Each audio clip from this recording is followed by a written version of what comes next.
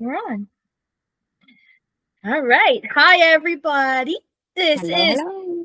Paranormal, and this is Rachel, I am Kaz.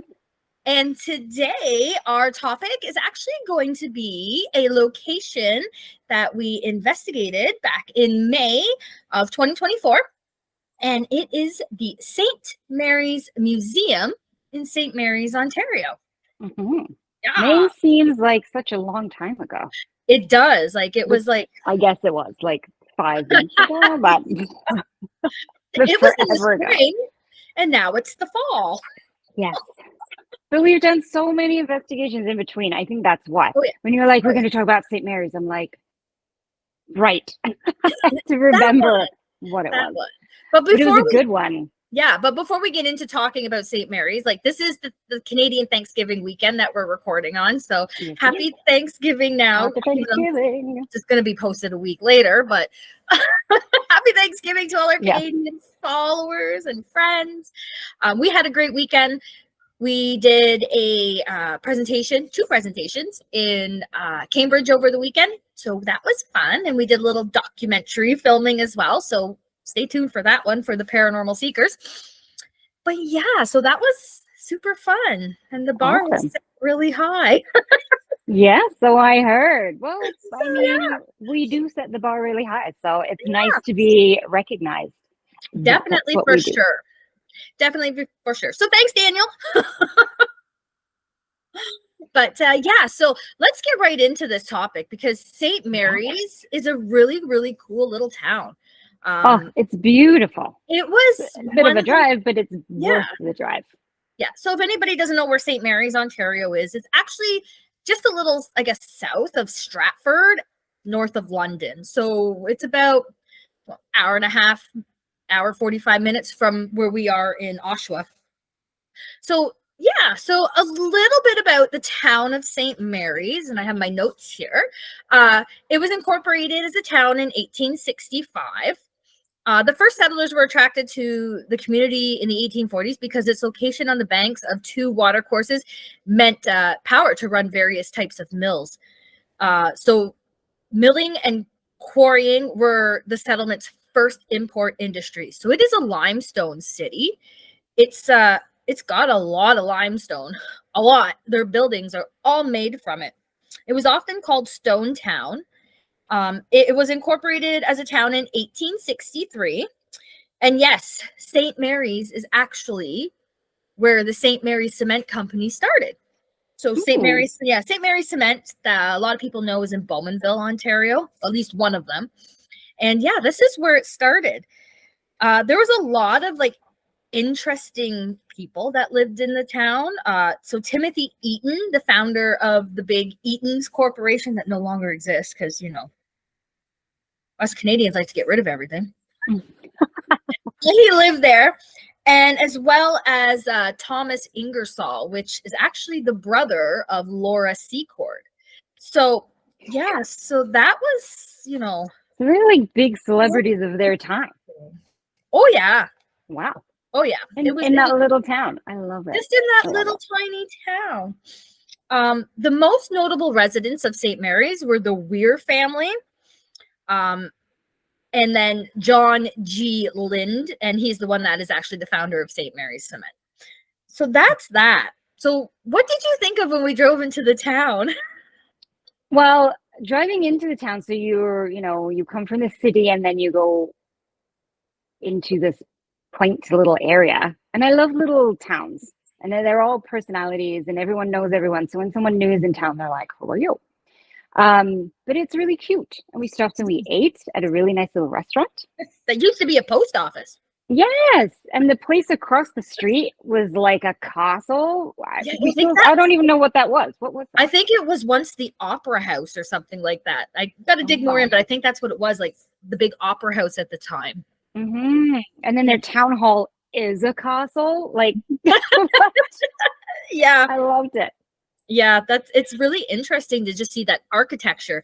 And it's funny too, because like the quarry that they started is still there today, except now it's used as a swimming hole. So it's a big like theme park swimming hole kind of thing where everyone in the town goes and they swim and they have blow up inflatable stuff. And yeah, it's kind of interesting. Basically, it's a setup for a Stephen King horror movie because that's how they all start. And the town's out in the quarry swimming, and then the shark comes or whatever it is that happens. Oh yeah. So yeah, perfect. And that's honestly that's the feel of St. Mary's. It's beautiful. It's quaint. Everyone knows each other. Murder.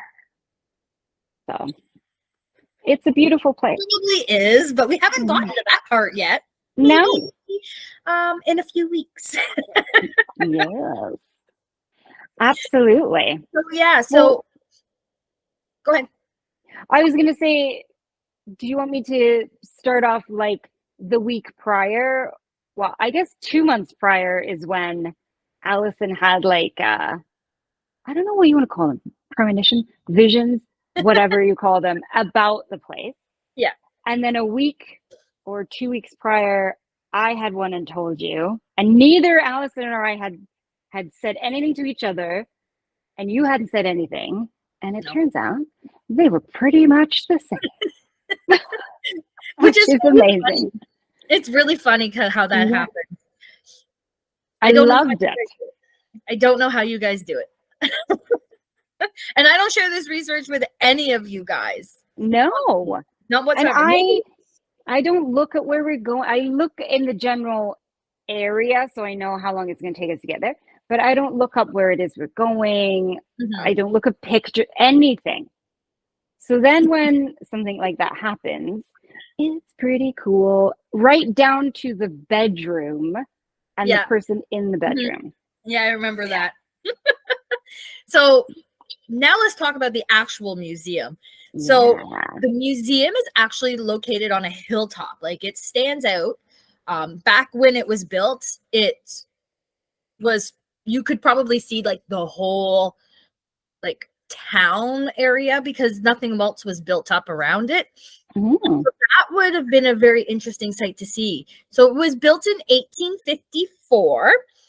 And right now, like I said, it sits on a hilltop in Kaz Park. It was constructed from local quarried limestone for George Tracy. And he was an early settler in St. Mary's, and George Tracy and his family. It was the largest home in this tiny, small village of log shanties. So it stuck out like a sore thumb, and it was nicknamed Castle in the Bush because it was literally on a hilltop in the bush. Perfect. So a local craftsman named Robert Barbour built the house for George to replace the original log cabin, his original log cabin home that was nearby. It was a family home up until sometime in the mid 1900s, and then in 1959 the St. Mary's Museum entered the location, and they're still there today. As early as 1959. Yeah, late. I think it was owned by some like organization, and they had like a small little room where they kind of like showcased some like historical stuff. But I guess as the years went by, it just got bigger, and now they have the whole property, I believe, like the whole house. Yeah, right. It's one of those. Yeah, it's one of those houses that you like pull up to, and you're like, oh wow. Yeah. So imagine for that time having that massive, it would be like a massive mansion. Oh yeah. I mean, we've been to enough pioneer villages now to see what people used to live in. So just cruise up and there's like a 10-bedroom home. Whatever. Yeah. So I think how many fireplaces? There was a fireplace pretty much everywhere. Oh yeah. Well, back then, that's what you had for heating. But most people, it was one fireplace to the house, and so you just sort of made do. And if it was really cold, you all sleep around there. But having one in every home or every room, is a bit of a luxury. Yes. So George Tracy owned the house first, and then after him, Daniel McDougall owned the house, and he was a successful businessman. He owned a grist mill. He was also the justice of the peace for St. Mary's. He owned the house around 1858, and at that time, he renamed it I think it's it's really Cloud Estelle Hall. Good job. Yay! So yeah, he lived there. His eldest son, William, was also a political figure, and he was actually friends with Abraham Lincoln, and he was at the Gettysburg Address. So that's kind of pretty cool. That is. Yeah, that's it, just a little tidbit for our American friends.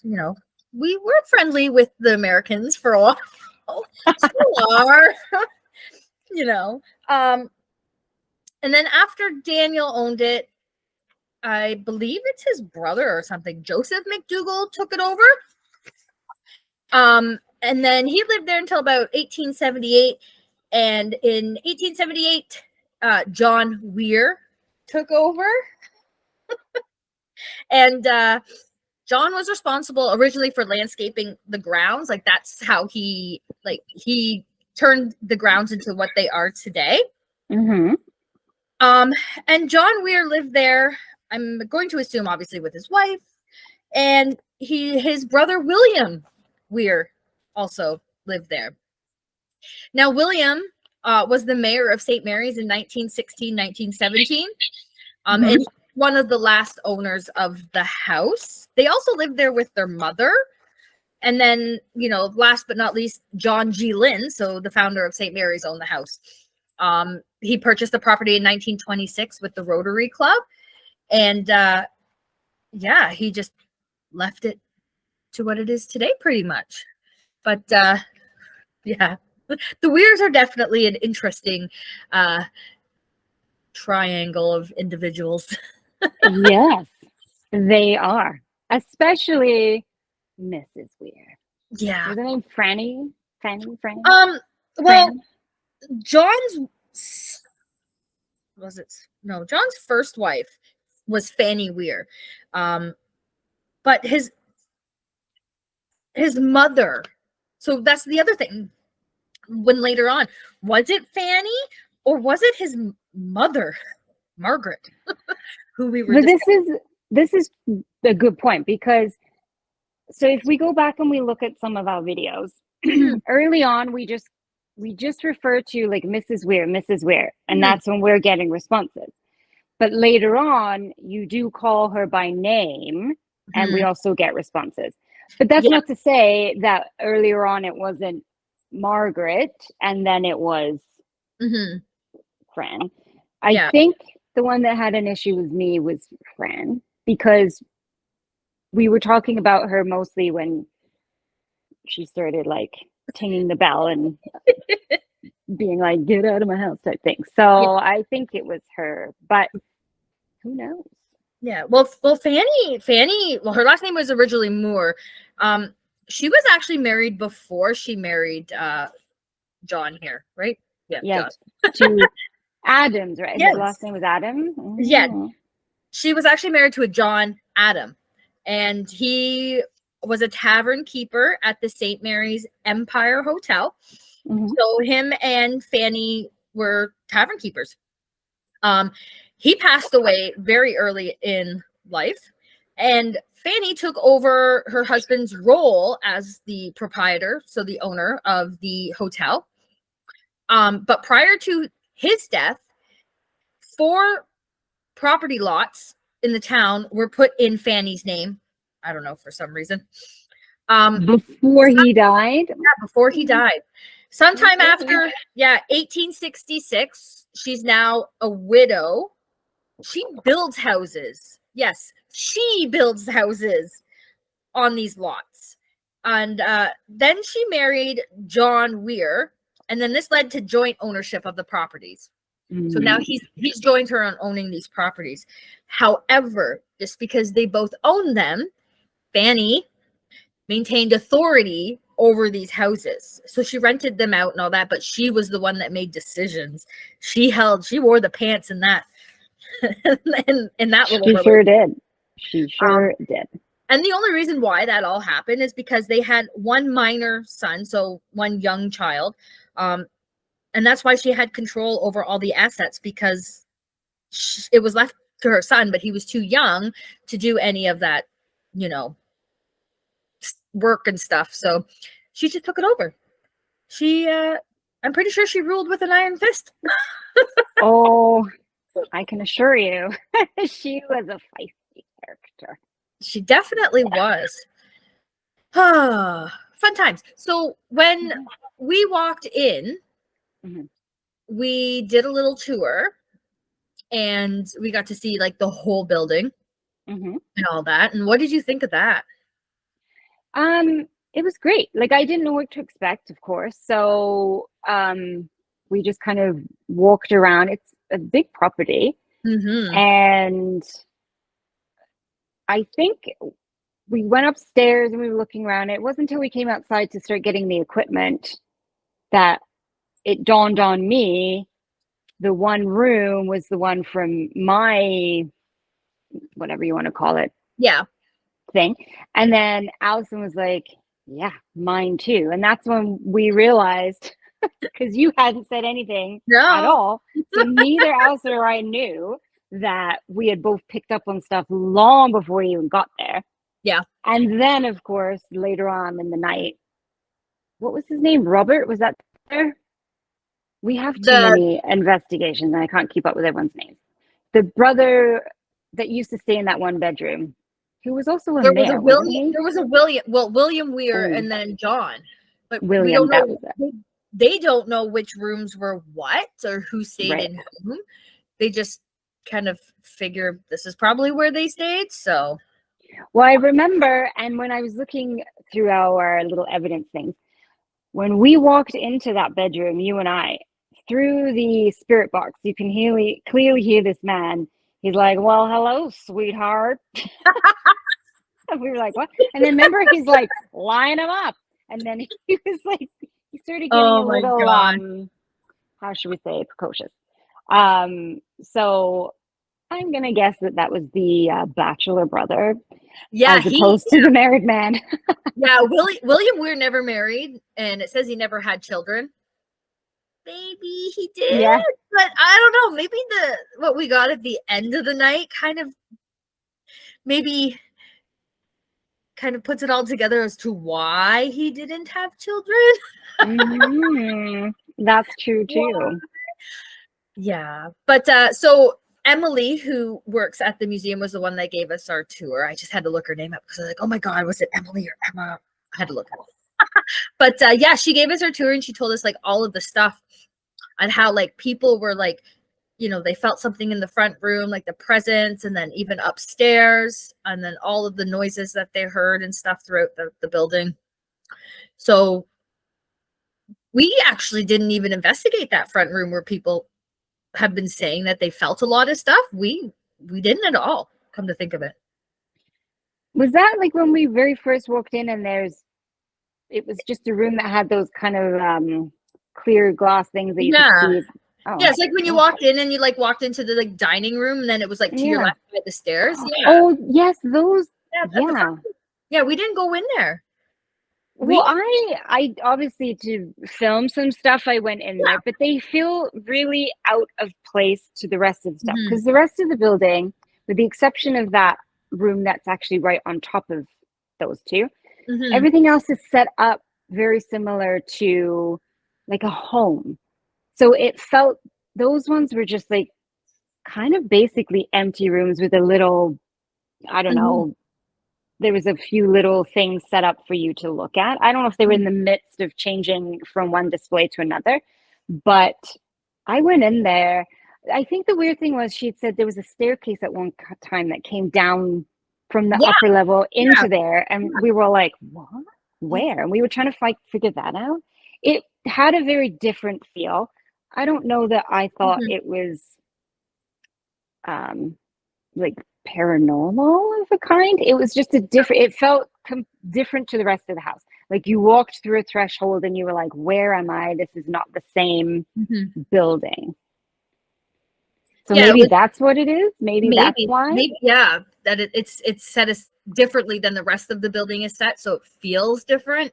And people are picking up on that vibe because it's definitely different from the rest of the building. But speaking of that room right above it, it's like it's not an archive. It's I can't remember the exact term for it, but it's a storage room for some items, textiles, I think it was. Mm-hmm. And that room, they said it was once a music room, and it was all bright and sunny, and I know the windows are all pulled down because of all of the artifacts and stuff in there, but it definitely didn't have that, happy, it's a music room type feel to it.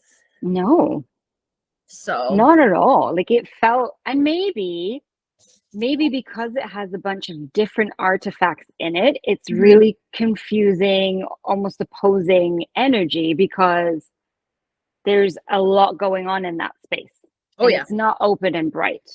But yeah, when we walked in, we're like, this was the happy fun time music room? Like, what? No, it was not a happy fun time, not today. No. We did get some good stuff in there, but there was that one point when we all started randomly singing. So maybe it was a music room at that point. Yes. Well, that's the fun thing about the spirit box, is once in a while it will pick up a radio station and play like just a few notes of a song, and it was just a classic song that we all knew. Oh, and all it needed was a couple of bars, and then we were off. Yep. And that's it. Yeah, we turned it back into a music room at that point. Mm-hmm. And then after that, we started like investigating like the hallway in that back bedroom. And that is when you were classified as a witch. And nobody liked you at that point. Exactly. Well, so maybe I'll explain a little further. So prior to going to this location, I had I don't know what you want to call it, a vision of this place. So bear in mind, I have never seen this place. I don't know anything about it. I pictured this big house. I pictured the room at the top in the left-hand corner was a bedroom with a man in it. And then I pictured this woman who has these big elaborate parties, and she's having a party at that time. And I'm looking through the window at her and her party, and she turned around to me and she's like, you cannot come in here because you're a witch. Which back in those times, witches were like not a cool thing or whatever. So I'm like, okay, whatever. And then fast forward to we're at the investigation. And as Rachel said, we decided to investigate the hallway and into the bedroom. And so we'd set up the lights. Mm-hmm. I think you and Allison were at one end, I was at the other. And Allison had also had a vision as well. And in that vision, the same woman of the house had come to her and had expressed her interest in Allison. I think because she said they shared like similar energies, which is true, because Allison is very ambitious and a strong-headed woman, and she's like, where's the pants? And it's all good things. So they naturally have a good, I think, connecting energy. So we're having this conversation as we're setting things up. And Allison and I were just talking about, well, Allison was commending Mrs. Weir for being that independent and that headstrong in that era. And I said, well, that's probably why she likes you, because, you're the same. And then Allison said, oh, well, she must like you too. And I'm like, actually, she doesn't like me because I'm a witch. And at that exact moment, the bell tings to indicate you're damn right. And then later on, I think in the Ovulus,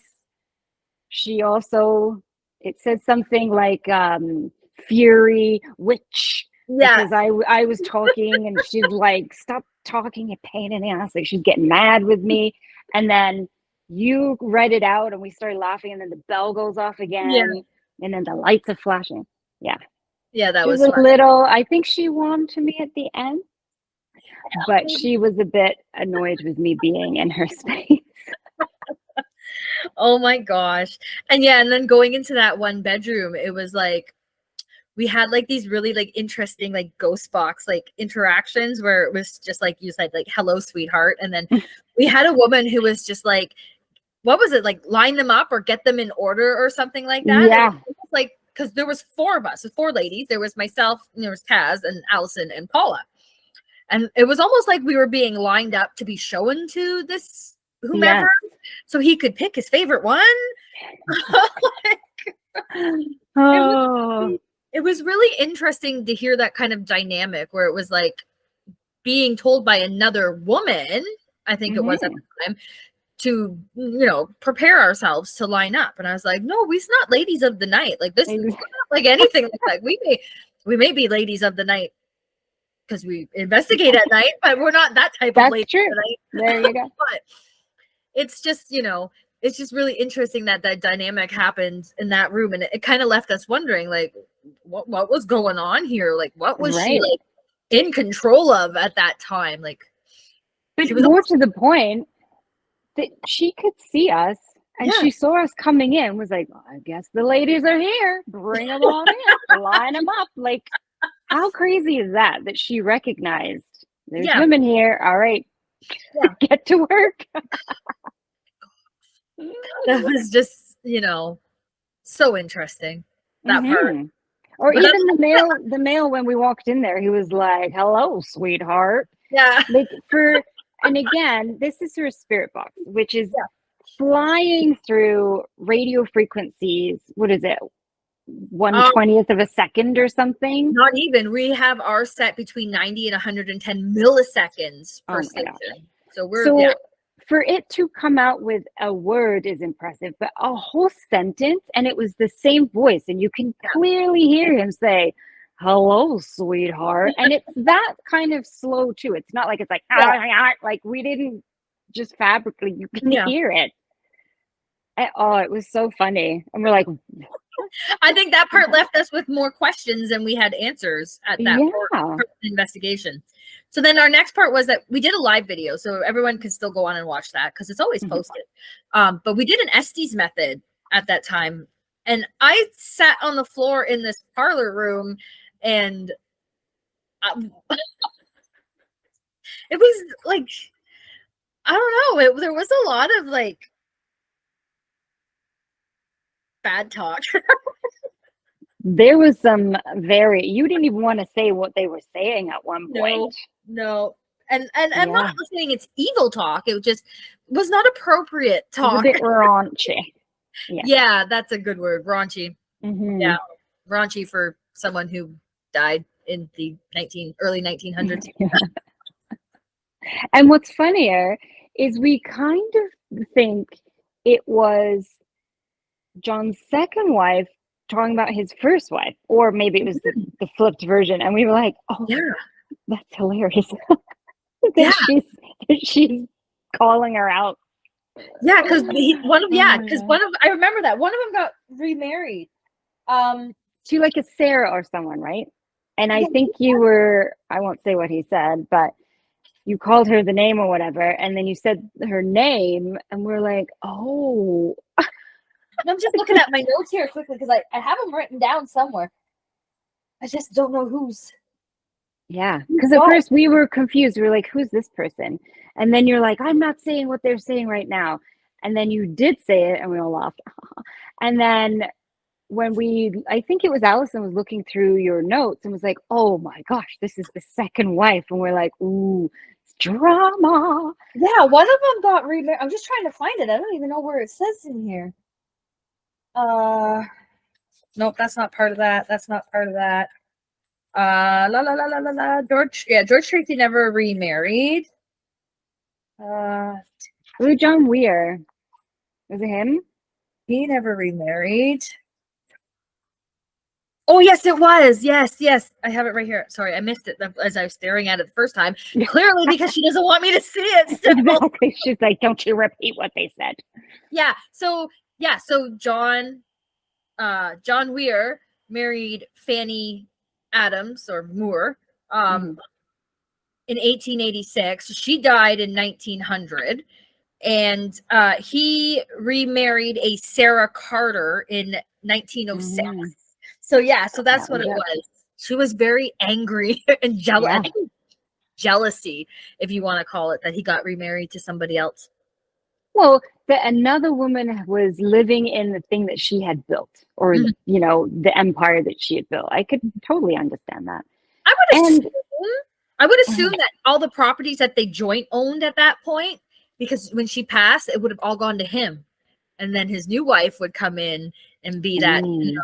obviously probably she wouldn't have like what Fanny had, but she was the other woman now helping with those properties, Right. and the household. Yeah. Wow.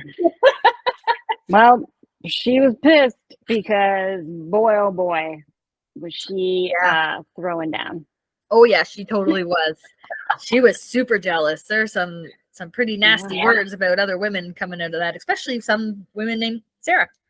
Yes, exactly. And that, I have to say, is where your research is incredible, because otherwise we just be like, who's Sarah? But Allison started going through the notes, and then we're like, oh, there's some drama. Yes. Spectral drama. That's right. So like, I think that again goes to show you the level of work that's done before we even go into a place. So that when something like this happens, we can look through it. Sometimes names come up and we're like, but in this particular case, and it all corresponded with what was going on and what was being said. Yeah. So it makes sense. But this is, that isn't even the best part of the entire evening. It's not. No. Oh, and I have to say, we were also doing the SLS camera. Yes. Remember that crazy weird thing that showed up, and we were like, what? And it like just climbing up the but it was like climbing up the cabinet and then like reaching out for people. Yeah, and it was huge, and like we're gonna be scared of it. It was just really weird to have it where it was and how big this whatever it was trying to present itself as to us. And it just, he just, or she, I don't know, it was probably Fanny. I didn't even think it was, because it was just so bizarre, but probably. Punch out Sarah from the underworld. It's a Jerry Springer show. We almost. Oh my gosh. Well, this entire Estes, even from start to finish, mine and then yours and Allison's would. Oh my gosh. It could have been an episode. But that whole like giant SLS figure mapping, definitely interesting. Couldn't figure it out at that point, and it's not going to map from a cabinet.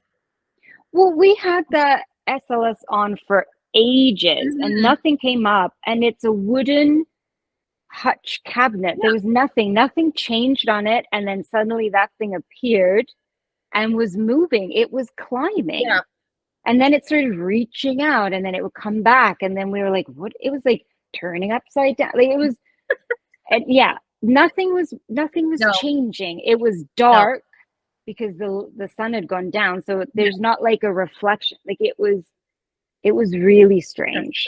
It was interesting. Now let's talk about the fun part. Well, it's all fun, but the even funner part.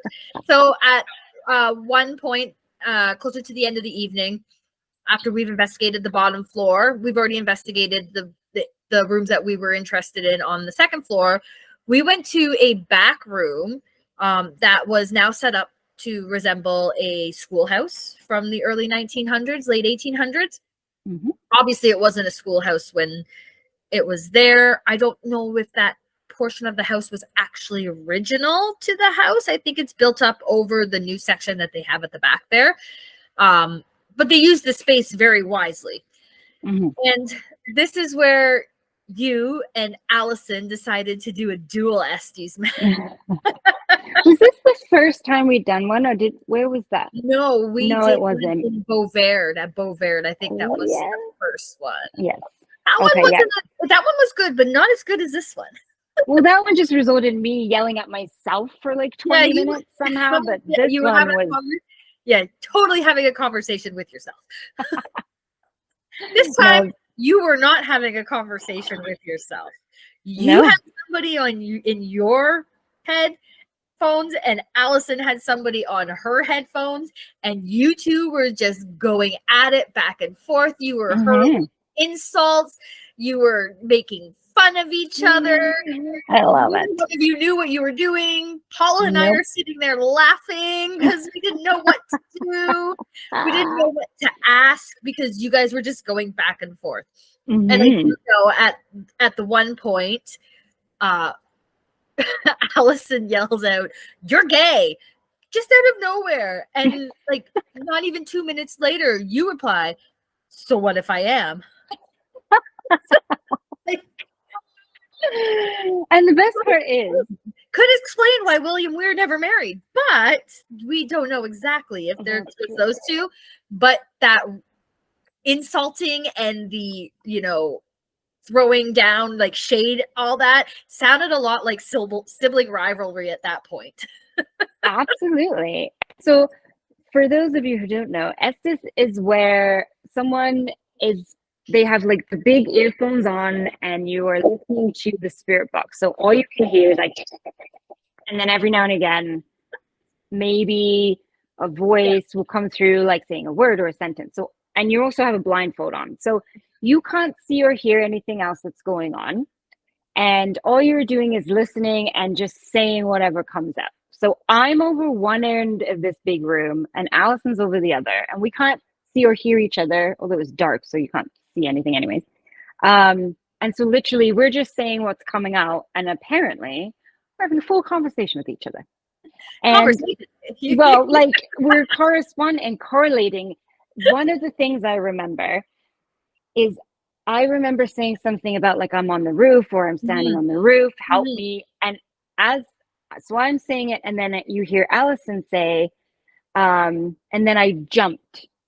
And then I said something else like, help me. And then she's like, and now the men are here. And then I think I said something like, the police are coming. And she's like, I'm going to jail. And it's absolutely bizarre because we can't hear each other. And we're literally just saying whatever's coming up, which half the time doesn't make sense. Like me saying, so what if I am? I don't even know what that means, but it's in response to the fact that I'm being called gay by Allison's ghost. Oh my gosh. Yeah, that was definitely interesting. I think we had a conversation afterwards about who that person who jumped or whatever may have been. And I think a lot of it we kind of brought back to Fanny's first husband. I think it was. We just weren't quite sure because I don't have a death date for him or a death cause. I think I might have. I haven't. Well, the reason we thought that, I actually wrote it down. So Allison says Adam came back from university and then he jumped. And as she says that, I say, I'm on the roof. And then Allison says, there are men are here. And then I say, help me. I jumped. So we were like, Adam. And then you're like, oh my God, Adam. Yeah, because his last name. Because his last name is Adam. It's not Adams. Yeah. It's Adam, Adam. So, and he was quite young, so maybe he did come back from, he had just started some new trade type thing and just finished the course that came home and then jumped off the roof. But they also had a son. Jumped off the roof. Yeah. After all of the stuff was put into her name. Yeah. But they also had a son named John Adam as well. So could it possibly be the son? He died in 1928. Again, I don't have a death, like his cause of death. I just have his death date. So plot thickens. I don't know. But it was very, very interesting. And we had the bell set up. We had the trip lights. We had the little puck thing.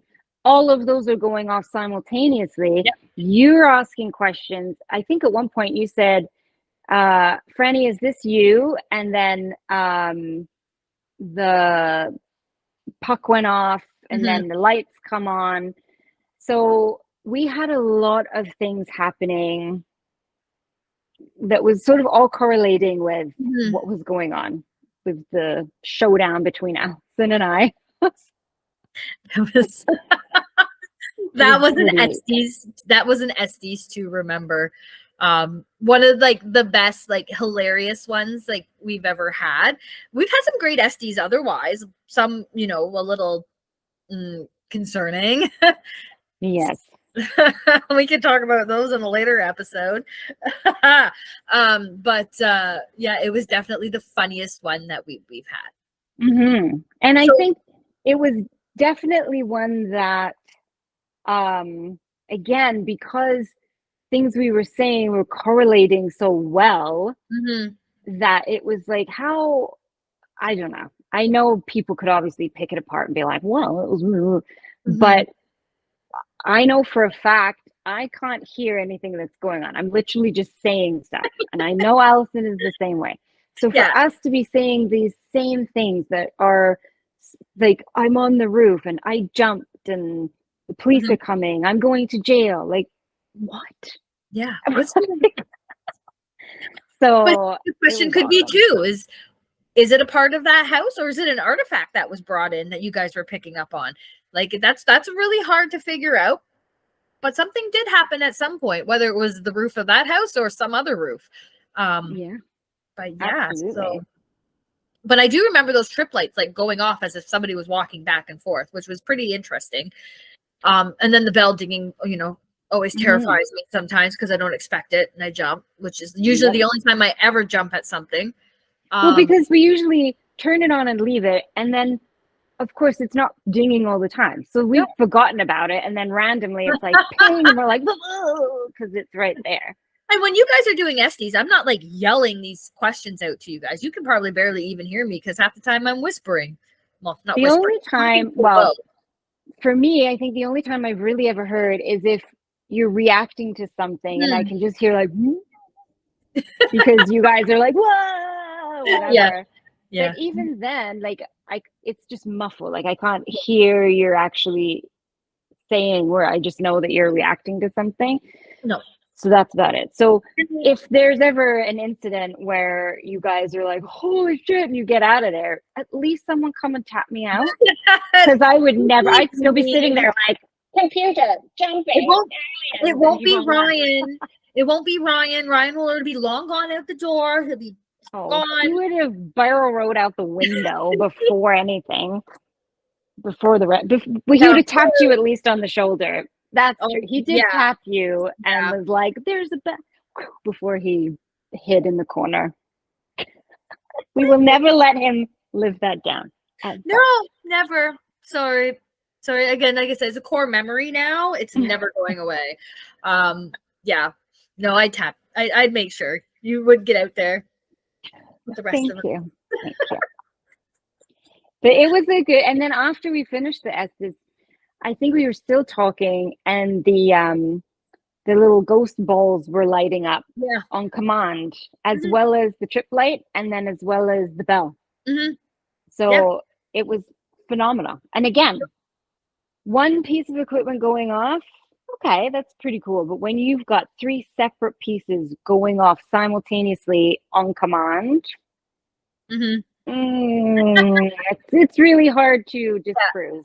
Yeah. So after we did that Estes method, we decided to call it a night. And we go downstairs back to our little home base, which was like their front like office, like archive area where you can go do your like research. And I don't think you saw this, but as I went to the bathroom when all the action happened. But as like Paula, and I don't know if Allison saw it either, but I know Paula and I did because we were putting equipment away. And all of a sudden we heard this shuffle and this like map that comes out of the corner, like a little like inlet between 2 bookcases. And this map just comes flying right out onto the floor and it went bang. And we're like, what the, right? Like I saw it come flying out. And Emily there was like, this has never happened. This has been in here for like months and months and months and months and months, and no one's touched it. You guys haven't been over there this evening. I haven't been over there this evening. There's no reason for this to have just, jumped ship and, up on the floor. The guy, I obviously wasn't there, but the way you described it is it was leaning against the wall like this. So it would have had to have come out this way and gone. So even if someone walked by and knocked it, how does it go out this way? Like, how does it fall the complete opposite way to And there was gravity? There's no wind gusts. We went in May, so it wasn't, 40 degrees outside yet. So there's no air on. There's nothing. And yeah, it was leaning up like, when you roll like the scroll and you lean it up against the wall to make sure it doesn't fall, like it was leaning. So for it to just go bloop, bloop onto the floor, I don't know. I don't And know. we had been in there, like all of our equipment was on the same table and we had unpacked it. Mhm. So then to just like, if somehow we were creating a wind gust or a vibration, it's likely we Yeah, would have done it at any other point. yeah. And you also have to remember too is we're on a separate table, and this is a bookshelf that's attached to the wall. Yeah, Again, across like the room. yeah, like Emily said, that's been sitting there for months and months and months, and it's never moved, and it's never shifted, it's never fallen over, none of that stuff. So she was just as like, oh, okay, who's here And with she us right quit now? the next day. Yeah. But yeah, so that was a really, and of course, because we're putting equipment away and we're packing up, none of us have cameras out, none of us are recording, nothing, and it's funny because that's when all the stuff happens. Mm-hmm. When We talked about this in the last one, and I think we should probably do an episode on it. It almost seems like as we're getting ready to leave, they're like, "Don't go," and then they do stuff, and we're like, "How long? Where were you like 4 hours yeah, ago come on, when the like cameras are rolling?" yeah, yeah, we should talk about that, all that kind of stuff.